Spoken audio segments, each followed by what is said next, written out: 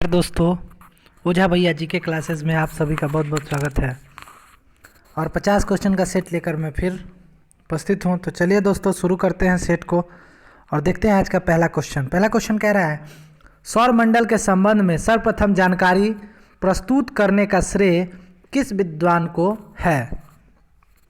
तो सौर मंडल के संबंध में जो सर्वप्रथम जानकारी प्रस्तुत की गई थी वो कोपरनिकस के द्वारा, यानी ऑप्शन सी हो जाएगा, कोपरनिकस के द्वारा। ठीक है, अगला क्वेश्चन देखते हैं। 2 नंबर कह रहे, प्रत्यक्ष लोकतंत्र सरकार का एक ऐसा लोकतंत्र है जिसमें प्रत्यक्ष लोकतंत्र एक ऐसा लोकतंत्र है जिसमें लोग अपने प्रतिनिधियों का सीधा निर्वाचन करते हैं, यानी लोगों के द्वारा अपने प्रतिनिधियों को सीधा चुना जाता है, यानी ऑप्शन बी हो जाएगा आंसर। अगला क्वेश्चन देखते हैं दोस्तों। 3 नंबर कह रहा है, लोकसभा के निर्वाचन क्षेत्रों का सीमा निर्धारण पिछली बार निम्नलिखित में से किस ईस्वी सन में किया गया था। लोकसभा के निर्वाचन क्षेत्रों का सीमा निर्धारण पिछली बार निम्नलिखित में से किस ईस्वी सन में किया गया था। तो 1972 में। कब किया गया था? 1972 में। अगला क्वेश्चन देखते हैं दोस्तों। 4 नंबर कह रहा है, यदि लोकसभा का अध्यक्ष अपना त्यागपत्र देना चाहे तो वह अपना त्यागपत्र निम्नलिखित में से किसको संबोधित करेगा। तो लोकसभा अध्यक्ष अपना त्यागपत्र देना चाहे तो वो लोकसभा के उपाध्यक्ष को देगा, यानी ऑप्शन बी हो जाएगा। अगला क्वेश्चन देखते हैं। 5 नंबर कह रहा है, समाजवादी चिंतक निम्नलिखित में से किस क्षेत्र में समानता के अधिकार को बढ़ाने की वकालत करते हैं। समाजवादी चिंतक निम्नलिखित में से किस क्षेत्र में समानता के अधिकार को बढ़ाने की वकालत करते हैं। तो इसका दोस्तों आंसर हो जाएगा आर्थिक क्षेत्र, ऑप्शन बी। ठीक है, आर्थिक क्षेत्र। अगला क्वेश्चन देखते हैं दोस्तों। 6 नंबर कह रहा है, बरौनी ताप विद्युत परियोजना किस पर आधारित है। तो बरौनी ताप विद्युत जो परियोजना है वो कोयले पर आधारित है, यानी ऑप्शन ए हो जाएगा। अगला क्वेश्चन देखते हैं। बिहार के निम्नलिखित में से किस स्थान पर ऊनी कालीन तैयार किए जाते हैं। तो ऊनी कालीन जो होते हैं वो दाऊदनगर में, बिहार के दाऊदनगर में तैयार किए जाते हैं।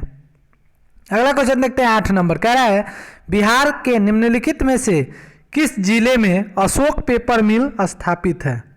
तो अशोक पेपर मिल कहाँ है? समस्तीपुर में, ऑप्शन डी हो जाएगा, अशोक पेपर मिल समस्तीपुर। अगला क्वेश्चन देखते हैं। 9 नंबर कह रहा है, संस्थान और स्थान को सुमेलित करना है। ठीक है, संस्थान और स्थान को सुमेलित करना है। तो क्वेश्चन है, कह रहा है Bharat wagon and engineering company. ठीक है, तो कहाँ है ये? मोकामा में है। कहाँ है? मोकामा में। ठीक है, अगला क्वेश्चन है, इंपीरियल टोबैको कंपनी। तो टोबैको कंपनी जो है वो दिलावरपुर में है। कहाँ है? दिलावरपुर में। तीसरा है, Indian institute of handloom technology. तो हैंडलूम टेक्नोलॉजी कहाँ है? किशनगंज में। और central institute of plastic engineering technology कहाँ है? पटना में। यानी इसका आंसर हो जाएगा दोस्तों ऑप्शन बी, 2, 3, 4, 1, ऑप्शन बी हो जाएगा। अगला क्वेश्चन देखते हैं। 10 नंबर का, बिहार के निम्नलिखित में से किस स्थान पर जूट कारखाना नहीं है। जूट का कारखाना नहीं है, तो गोपालगंज में जूट कारखाना नहीं है, ऑप्शन बी हो जाएगा। बाकी पूर्णिया, दरभंगा और कटिहार में जूट के कारखाने हैं। अगला क्वेश्चन देखते हैं। 11 नंबर कह रहा है, वायुमंडलीय ओजोन पर ओजोन की ऊपरी परत निम्नलिखित में से किससे बनी होती है। तो जो ऊपरी परत होती है ऑक्सीजन के उच्च दाब में आना से बनती है, उच्च दाब, यानी ऑक्सीजन के उच्च दाब में आने पर बनती है। 12 नंबर क्वेश्चन कह रहा है, निम्नलिखित में से कौन सी नदी भ्रंश घाटी से होकर बहती है। कौन सी नदी भ्रंश घाटी से होकर बहती है। तो राइन, ऑप्शन डी हो जाएगा, राइन। अगला क्वेश्चन देखते हैं। 13 नंबर कह रहा है, निम्नलिखित में से किस जलधारा को क्रिसमस के बच्चे की धारा कहते हैं। क्रिसमस के बच्चे की धारा कहते हैं। तो ऑल-नीनो को क्या कहते हैं? क्रिसमस के बच्चे की धारा। अगला क्वेश्चन देखते हैं दोस्तों। 14 नंबर कह रहा है, ऑस्ट्रेलिया में स्थित कालगुरली किसके लिए विख्यात है। कालगुरली किसके लिए विख्यात है? तो स्वर्ण उत्पादन के लिए। सोने का उत्पादन ऑस्ट्रेलिया के कालगुरली में होता है। अगला क्वेश्चन देखते हैं 15 नंबर। कह रहा है बिहार में सर्वाधिक बोले जाने वाली भाषा कौन सी है? विश्व में सर्वाधिक बोले जाने वाली भाषा कौन सी है? तो मंदारिन या चीनी। ठीक है, ऑप्शन बी हो जाएगा। अगला क्वेश्चन देखते हैं 16 नंबर। भारत में समुद्री तट रेखा वाले राज्यों की संख्या कितनी है? तो समुद्री तट रेखा वाले राज्यों की संख्या 9 है। कितने हैं? 9। इस तरह से इस पे जो क्षेत्र पड़ते हैं, ठीक है, वो 9 राज्य हैं। अगला क्वेश्चन देखते हैं 17 नंबर। कह रहा है कौन सा देश भारत के साथ सबसे लंबी सीमा साझा करता है? तो भारत के साथ सबसे लंबी सीमा कौन साझा करता है? बांग्लादेश। ऑप्शन बी हो जाएगा। 18 नंबर क्वेश्चन का निम्नलिखित में से किस नदी को उसकी पवित्रता के कारण दक्षिण भारत की गंगा कहा जाता है? तो दक्षिण भारत की गंगा कहेगा तो कावेरी हो जाएगा। अगला क्वेश्चन देखते हैं 19 नंबर। कह रहा है तीसरे आंग मैसूर युद्ध को समाप्त करने के लिए टीपू सुल्तान ने अंग्रेजों के साथ कौन सी संधि की थी? तो 1790 से 92 में हुआ था तीसरा। क्या हुआ था? 1790 से 92 में, और 92 में ही श्रीरंगपट्टनम की संधि के तहत तीसरा आंग्ल मैसूर युद्ध समाप्त हुआ था। और चौथे में टीपू सुल्तान की मृत्यु हो गई थी। कब? 1799 में। चलिए अगला क्वेश्चन देखते हैं। कह रहा है 20 नंबर। गुप्त शासन के दौरान निम्नलिखित में से ऐसा व्यक्ति कौन था जो एक महान खगोल विज्ञानी तथा गणितज्ञ भी था? तो आर्यभट्ट जो थे वो गुप्त शासन के दौरान एक महान खगोल विज्ञानी और गणितज्ञ दोनों थे। अगला क्वेश्चन देखते हैं 21 नंबर। कह रहा है आगरा नगर की स्थापना निम्नलिखित में से किसके द्वारा की गई थी? तो जो आगरा नगर की स्थापना थी वो सिकंदर लोदी के द्वारा की गई थी। किसके द्वारा? सिकंदर लोदी के द्वारा। अगला क्वेश्चन देखते हैं 22 नंबर। कह रहा है बागों का शहर, बागों के शहर के नाम से उत्तर प्रदेश का कौन सा शहर प्रसिद्ध है? तो बागों के शहर के नाम से लखनऊ। लखनऊ बागों के शहर के नाम से प्रसिद्ध है, उत्तर प्रदेश का, उत्तर प्रदेश की राजधानी कह सकते हैं। 23 नंबर कह रहा है यथा मूल्य कर निम्नलिखित में से किसके अनुसार लगाया जाता है? यथा मूल्य कर निम्नलिखित में से किसके द्वारा लगाया जाता है? तो उत्पादकों द्वारा प्रदत्त मूल्य के अनुसार, यानी ऑप्शन सी हो जाएगा। उत्पादकों द्वारा प्रदत्त मूल्य के अनुसार लगाया जाता है। 24 नंबर क्वेश्चन कह रहा है वैध मुद्रा वह मुद्रा है, ठीक है। तो वैध मुद्रा कौन सी मुद्रा कहलाती है? जो विधि के अनुसार लोगों तथा सरकार द्वारा स्वीकार की गई हो। विधि के अनुसार लोगों तथा सरकार द्वारा स्वीकार की गई हो। अगला क्वेश्चन देखते हैं 25 नंबर। कह रहा है उत्पादन लागत पर राष्ट्रीय आय निम्नलिखित में से किसके बराबर होती है? उत्पादन लागत पर भारतीय राष्ट्रीय आय निम्नलिखित में से किसके बराबर होती है? तो निवल राष्ट्रीय उत्पाद माइनस अप्रत्यक्ष, निवल राष्ट्रीय उत्पाद बराबर होता है अप्रत्यक्ष कर प्लस सहायता, यानी ऑप्शन ए हो जाएगा, ठीक है। निवल राष्ट्रीय उत्पाद माइनस अप्रत्यक्ष कर प्लस सहायता जोड़ दिया जाता है।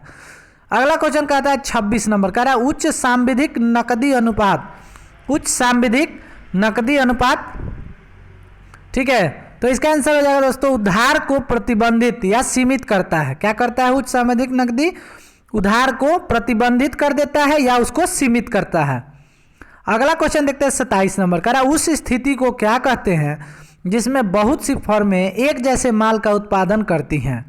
बहुत सी फर्में एक जैसी माल का उत्पादन करती है, उसको पूर्ण प्रतियोगिता कहते हैं। क्या कहते हैं? पूर्ण प्रतियोगिता, ऑप्शन ए हो जाएगा। 28 नंबर क्वेश्चन देखते हैं। कह रहा है निम्नलिखित में से कौन से देश संयुक्त राष्ट्र संघ की सुरक्षा परिषद के अस्थायी सदस्य हैं? तो सुरक्षा परिषद के अस्थायी सदस्य में अमेरिका यानी यूएसए, रूस, इंग्लैंड यानी यूके, फ्रांस और चीन है, यानी ऑप्शन बी हो जाएगा। यूएसए, रूस, यूके, फ्रांस और चीन। अगला क्वेश्चन देखते हैं 29 नंबर। कह रहा है निम्नलिखित में से किसकी पूर्व अनुमति से लोकसभा में वित्त विधेयक को पेश किया जाता है। तो लोकसभा में वित्त विधेयक पेश किया जाता है, उससे पहले किससे अनुमति प्राप्त की जाती है, तो राष्ट्रपति। ऑप्शन ए हो जाएगा, राष्ट्रपति। अगला क्वेश्चन देखते हैं 30 नंबर। कह रहा है जैन धर्म का सुप्रसिद्ध पर्यटक स्थल कंपिल उत्तर प्रदेश में किस नदी के किनारे स्थित है। तो उत्तर प्रदेश में कंपिल जो है वो गंगा नदी के किनारे स्थित है। किसके, गंगा नदी के। अगला क्वेश्चन देखते हैं 31 नंबर। कह रहा है कोपा कप किस खेल से संबंधित है। कोपा कप किस खेल से संबंधित है, तो कोपा कप फुटबॉल से। किससे, फुटबॉल। ऑप्शन ए हो जाएगा। अगला क्वेश्चन देखते हैं आयरन कप किस खेल से संबंधित है। आयरन कप किस खेल से संबंधित है, तो आयरन कप गोल्फ से। Iron cup golf. अगला क्वेश्चन कह रहे हैं 33 नंबर। और एक शब्दावली जो खेल से आता है उससे एक क्वेश्चन निश्चित तौर पे ही 1 या 2 क्वेश्चन रहते हैं। चलिए अगला क्वेश्चन देखते हैं 33 नंबर। कह रहा है भारत में सर्वप्रथम 1774 ईस्वी में कोयले का उत्खनन किस स्थान पर किया गया। तो सबसे पहले 1774 ईस्वी में कोयले का खनन जो हुआ था वो रानीगंज। कहाँ, रानीगंज। कहाँ पड़ता है, WB में, वेस्ट बंगाल में। अगला क्वेश्चन देखते हैं, क्या 34 नंबर। निम्नलिखित में से वह धर्म कौन सा है जिसका विकास प्राचीन काल अर्थात ईसा पूर्व में नहीं हुआ था। तो ईसा पूर्व में नहीं हुआ था, तो आंसर हो जाएगा इस्लाम धर्म का। इस्लाम धर्म ईसा ईस्वी में हुआ था, न कि ईस्वी पूर्व में। अगला क्वेश्चन कर रहा है 35 नंबर। निम्नलिखित में से यूरोपीय संघ का वह देश कौन सा है जिसने एकल मुद्रा यूरो को अंगीकार नहीं किया है। यूरो को स्वीकार नहीं किया है, तो यूके हो जाएगा, इंग्लैंड। कौन सा हो जाएगा, यूके। ऑप्शन बी हो जाएगा। अगला क्वेश्चन देखते हैं 36 नंबर। कह रहा है निम्नलिखित में से वह राज्य कौन सा है जिसकी अंतर्राष्ट्रीय सीमाएं 3 देशों से मिलती हैं। तो 3 देशों से मिलती हैं, तो कौन सा हो जाएगा, अरुणाचल प्रदेश। ऑप्शन ए हो जाएगा। ठीक है। अगला क्वेश्चन देखते हैं 37 नंबर। कह रहा भूचाल का अपकेंद्र क्या होता है। भूचाल का अपकेंद्र क्या होता है, तो पृथ्वी की सतह पर वह बिंदु जो भूकंप उद्गम केंद्र पर ऊर्ध्वाधर होता है, यानी ऑप्शन डी हो जाएगा। पृथ्वी की सतह पर वह बिंदु जो भूकंप उद्गम केंद्र पर ऊर्ध्वाधर होता है। ठीक है। अगला क्वेश्चन देखते हैं 38 नंबर। निम्नलिखित में से किस क्षेत्र से भूमध्य रेखा गुजरती है। किस क्षेत्र से भूमध्य रेखा गुजरती है, तो अफ्रीका। अफ्रीका एक ऐसा महादेश है जहां से कर्क रेखा, भूमध्य रेखा और मकर रेखा। मकर, ये ऊपर कर्क, ठीक है, और ये भूमध्य रेखा, यानी 23.5 डिग्री उत्तरी और 23.5 डिग्री दक्षिणी के साथ 0 डिग्री भी अफ्रीका महादेश से जाता है। अगला क्वेश्चन देखते हैं 39 नंबर। कह रहा है निम्नलिखित में से किस अंतर्देशीय नदी बंदरगाह कौन सा है। कौन सा नदी पर बंदरगाह है, तो ये सिर्फ बंगाल में है, कोलकाता। ठीक है, ऑप्शन ए हो जाएगा। अगला क्वेश्चन देखते हैं 40 नंबर। कह रहा है निम्नलिखित में से किन भारतीय राज्यों में शीत ऋतु में पश्चिमी मौसम विक्षोभों के कारण वर्षा होती है।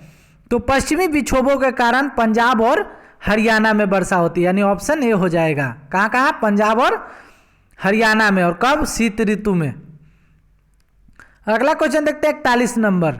निम्नलिखित में से वे पहाड़ियाँ कौन सी है जो पूर्वी और पश्चिमी घाटों को जोड़ती है। तो पश्चिमी और पूर्वी घाट जहाँ मिलते हैं उसको नीलगिरी कहते हैं। क्या कहते हैं, नीलगिरी की पहाड़ी।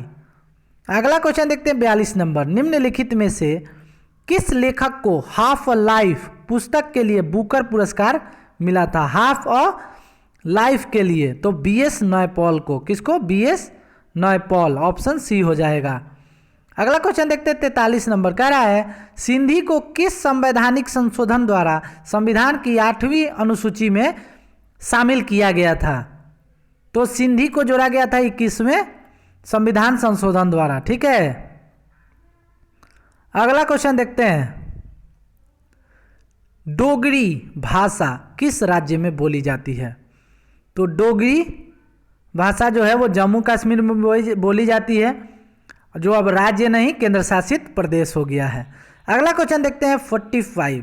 वेलिंग वॉल स्थित है। वेलिंग वॉल कहाँ स्थित है? तो जेरूसलम में। कहाँ है? जेरूसलम में। वेलिंग वॉल जेरूसलम। अगला क्वेश्चन देखते हैं 46। एलोरा में कैलाश नाथ मंदिर का निर्माण निम्नलिखित में से किनके द्वारा करवाया गया था? तो एलोरा के कैलाश मंदिर का निर्माण राष्ट्रकूट शासकों द्वारा करवाया गया था, यानी ऑप्शन बी हो जाएगा।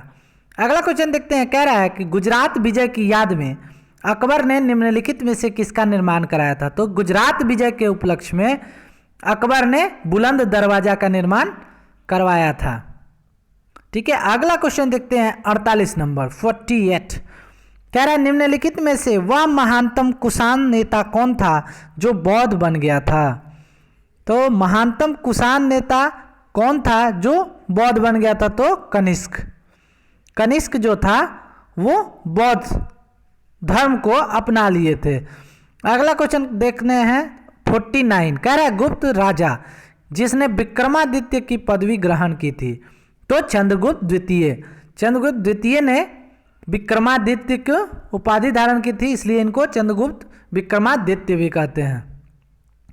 और आज का आखिरी क्वेश्चन है दोस्तों, कह रहा है राज्यालय यानी राज्य हड़प नीति निम्नलिखित में से किसके द्वारा लागू की गई थी? तो राज्य हड़प नीति डलहौजी, लॉर्ड डलहौजी के द्वारा। तो दोस्तों यह था 50 क्वेश्चन का सेट। अगर सेट अच्छा लगे तो लाइक एंड सब्सक्राइब करें और ज़्यादा से ज़्यादा दोस्तों के साथ शेयर करें।